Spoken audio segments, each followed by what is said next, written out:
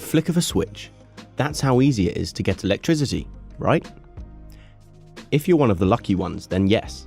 But in 2017, there are still over 1 billion people who do not have access to electricity. In this video, we will discuss how electricity is generated and transferred to our homes, for those of us fortunate enough to have it. There are a variety of ways in which electricity is generated or made. How many can you think of? Some are shown in this image. Solar panels, wind turbines, biomass, hydroelectric, nuclear, and fossil fuels.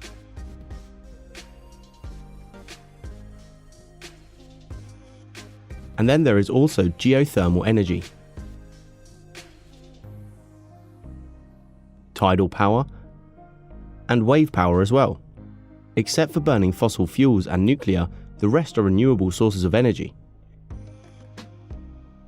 Currently, about 80% of the world's energy comes from fossil fuels.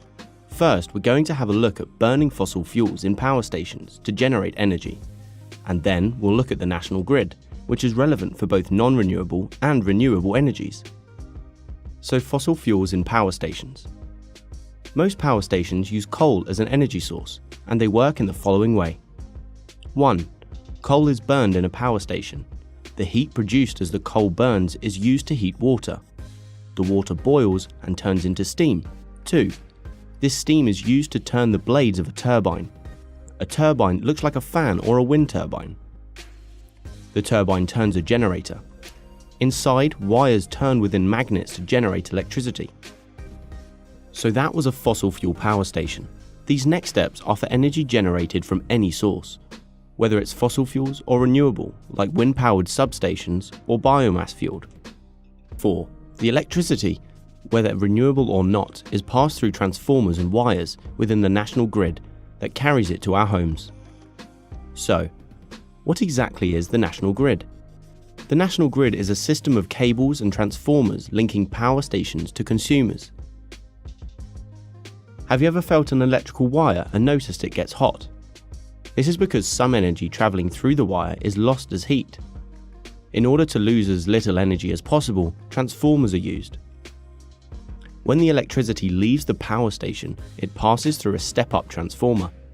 A step-up transformer increases the voltage and reduces the current. Reducing the current makes the transfer of electricity more efficient, as less energy is lost as heat. Before the electricity gets to our homes, the voltage needs to be reduced back down to a safe level. The electricity therefore passes through a step-down transformer.